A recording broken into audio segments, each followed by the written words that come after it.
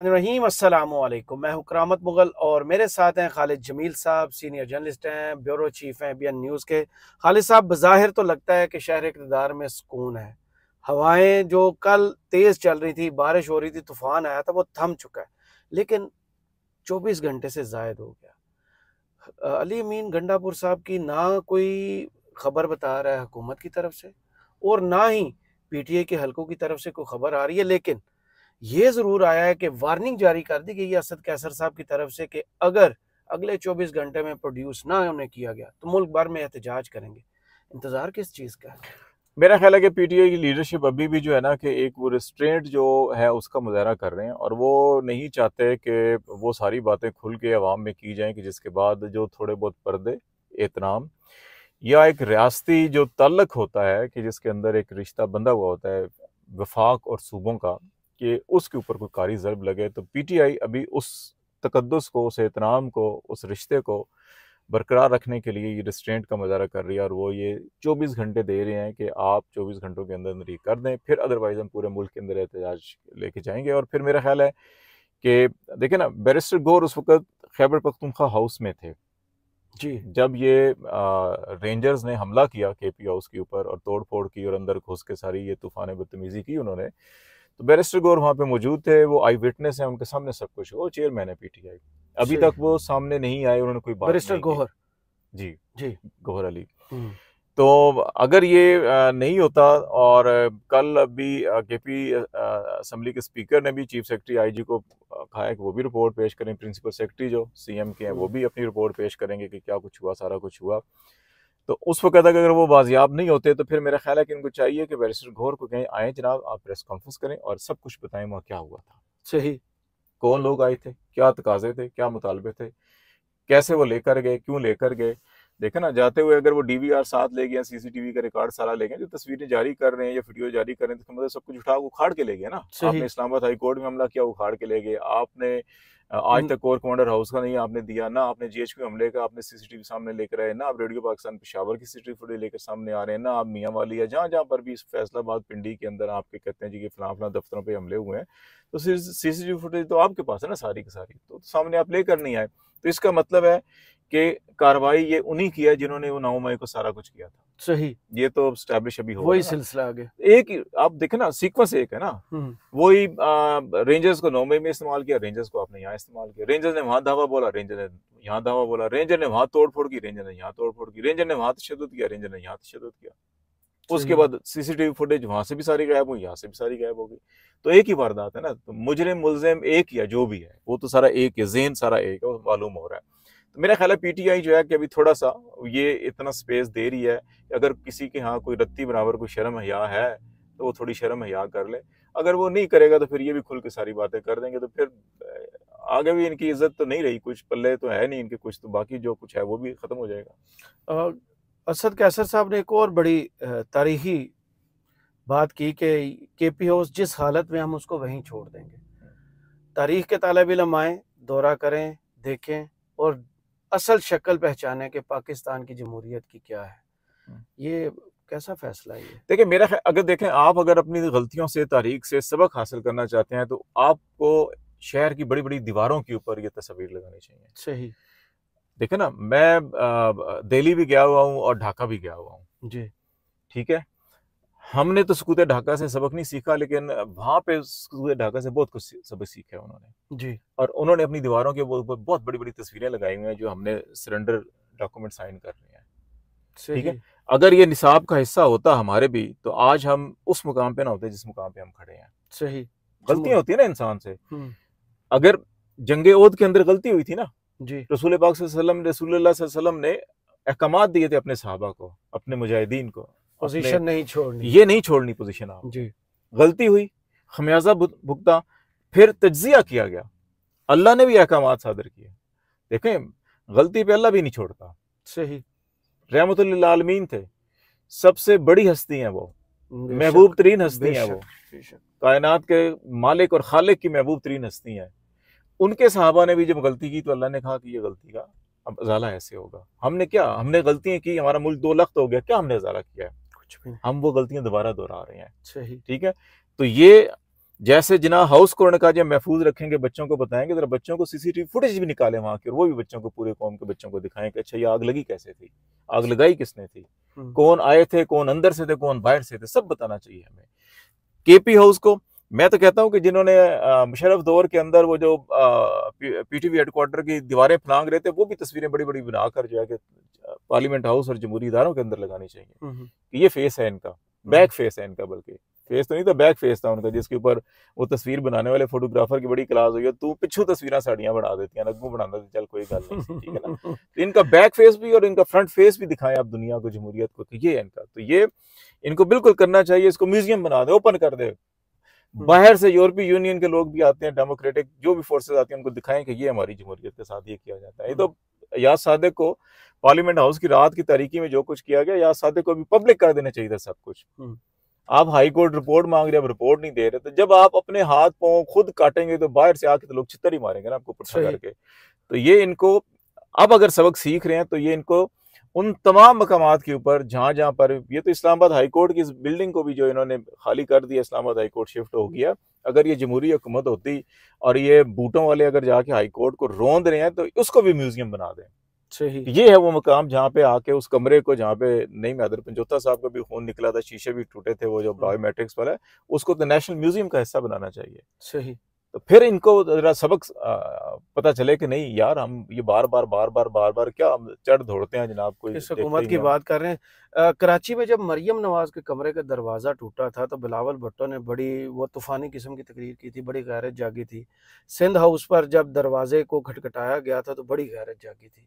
अब KP house पूरे का पूरा तबाह किया गया है, जो कि सूबे की प्रॉपर्टी है, वफाक की नहीं है, वो सूबे की प्रॉपर्टी और सूबे की इलामत है। सीधा उस पर चढ़ दौड़ना क्या मैसेज है सूबे के लिए? देखिए मेरा ये ख्याल है, और बाकी सियासी जमातों का खामोश रहना उस पर, ये मुजरमाना खामोशी है।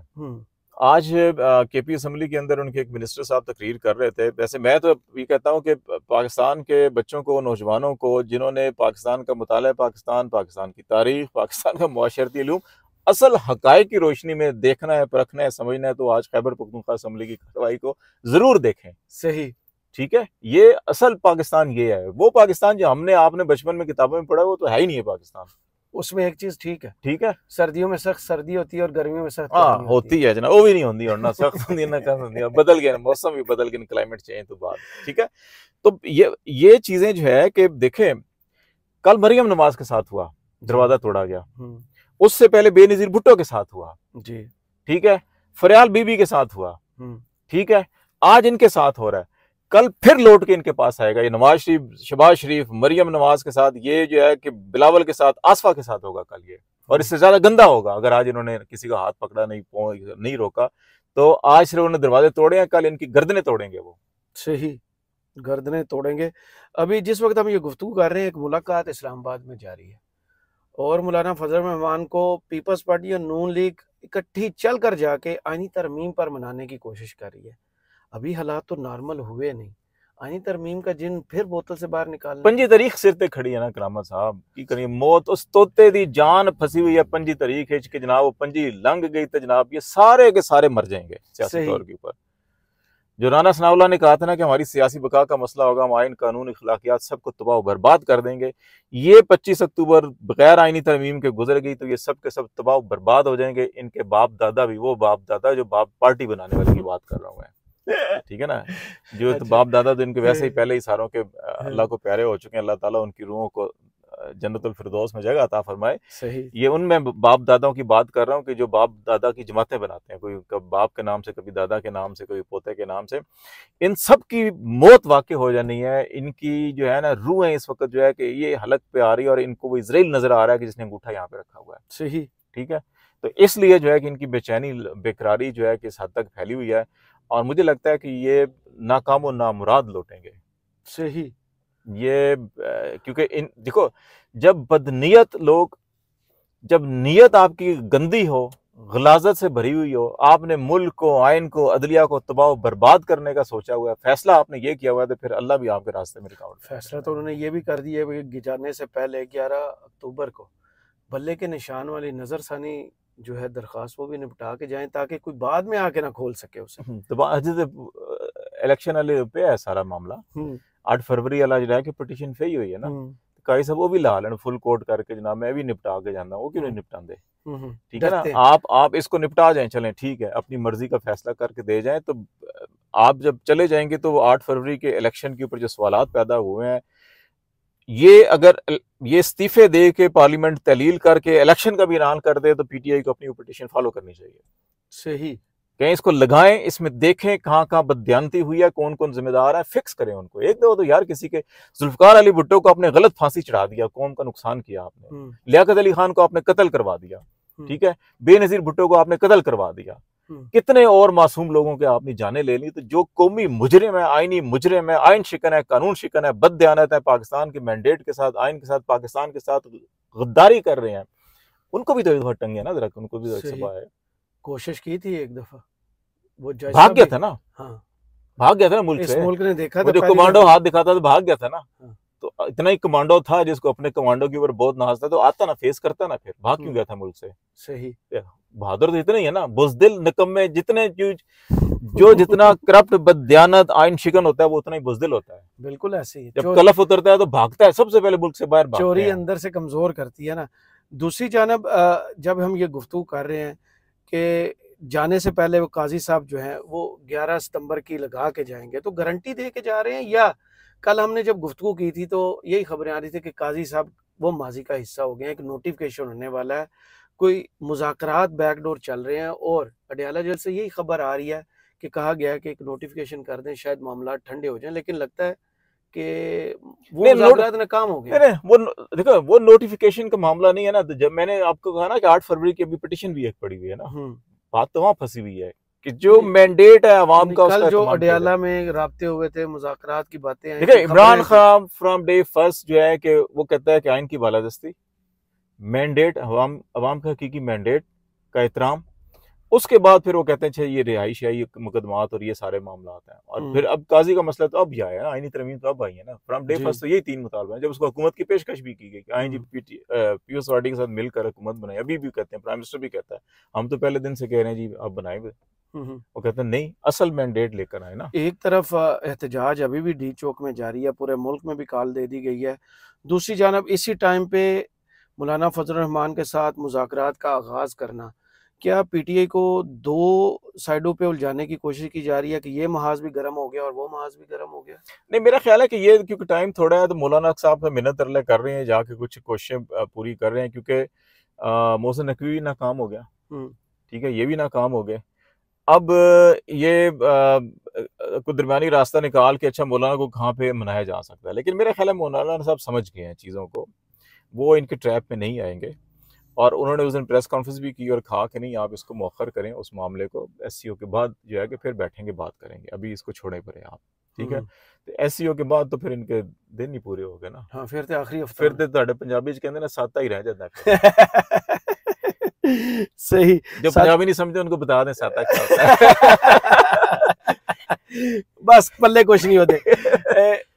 आखिरी जो अभी गुफ्तगू की मोहसिन नकवी साहब ने, कल वो कह के गए थे कि हम लाशों पर सियासत पीटीआई करना चाह रही है। आज एक शख्स का इंतकाल होता है और उस लाश को बार बार बयानात से, फिर आईजी साहब का तो ये लगता था रोते रोते शायद चूड़ियाँ भी तोड़ दें, इस हद तक वो गमजदा हो गए हुए थे कि जो कांस्टेबल हैं उनको पीटीआई के शरपसंदों ने शहीद किया। उनके बेटे का बयान सामने आता है कि नहीं नहीं वो तो दमे के मरीज थे, उनको सांस का मसला था, तो उनके आंसू गैस की वजह से उनकी तबीयत ख़राब हुई जिसकी वजह से उनका इंतकाल हुआ। तो लाशों पर सियासत, मोहसिन नकवी की परफॉर्मेंस पर भी सवालात उठना शुरू हुए, कोई इस्तीफे की बातें भी चल रही थी। जिसके ना कोई आगे ना कोई पीछे, ठीक है, ना कोई सियासी बैकग्राउंड, ना कोई सियासी तल्लक।